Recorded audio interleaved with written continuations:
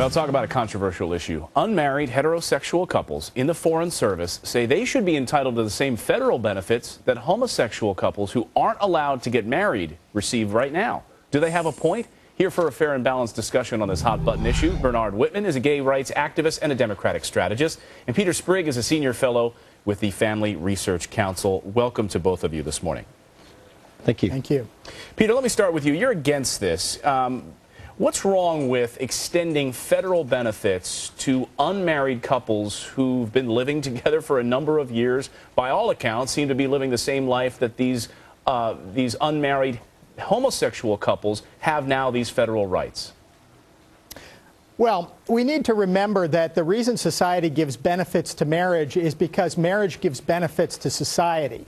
The chief of those benefits is the reproduction, the natural reproduction of the human race, which is why we generally exclude same-sex couples, and to keep a couple together to raise to maturity the children produced by their union, which is why we exclude unmarried heterosexual couples, because if they lack the commitment to marry, then those relationships tend to lack the stability which is necessary for the benefit of children primarily, but also to be characteristic of marriage itself. Is that a fair assessment of what Peter brings up? I mean, stability, though, we know that most marriages in the United States, over 50% of them, end in divorce. Bernard? Yeah, here's my take on it. I'm very much pro-marriage, and the issue here is not about extending benefits to unmarried couples. It's about addressing the inequality that exists because the federal government at this time does not recognize marriages for gays or lesbians, despite the fact that these marriages are legal in half a dozen states in the District of Columbia. Now, Senator Clinton did absolutely the right thing by extending these benefits in order to make some compensation to gay or lesbian Foreign Service officers and their families. Right. And I can understand why unmarried heterosexual couples would be frustrated. And so given that, I'm not opposed to their getting those benefits. But the important thing here is that once the federal government does in fact recognize the rights of gays or lesbians to marry, I would absolutely support the elimination of those benefits for all unmarried couples, whether straight or gay. So just straight up married couples. Peter, do you see that as a problem, though? Is this opening a Pandora's box right now, dealing with all of these people who may come along and say, wait a second, now, unmarried couples who live together, what about me? You know, I'm a single guy, and I may or may not have two roommates. I deserve benefits as well.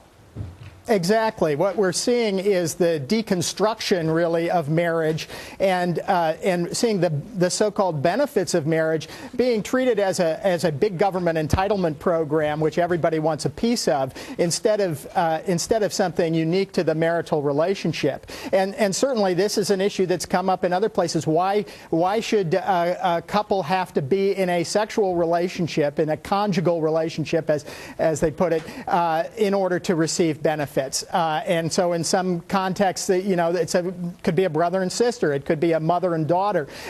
You have all kinds of benefits. And eventually, it ceases to be meaningful at all. And I think we should stick to the original concept of marriage as the union of a man and a woman and have that be the only special relationship that gets these benefits. And, you know, Bernard, finally we get you out of here on this, because extending, not a lot of people are happy about extending these federal benefits to same-sex couples, forgetting even just unmarried couples living together, heterosexual couples, $898 million over the next 9 years, according to the Congressional Budget Office. Well, my hope would be that within those 9 years, the rights of gays and lesbians to marry would be recognized by the federal government. This issue would therefore go away. And the truth is that I do believe society should be in the practice of encouraging individuals to get married should they so choose, which is why I think gays and lesbians, like their heterosexual counterparts, should have the option to marry should they want that. Peter Sprigg, Bernard Whitman, we appreciate you both coming in on this Sunday. Thanks so much. Thanks so much.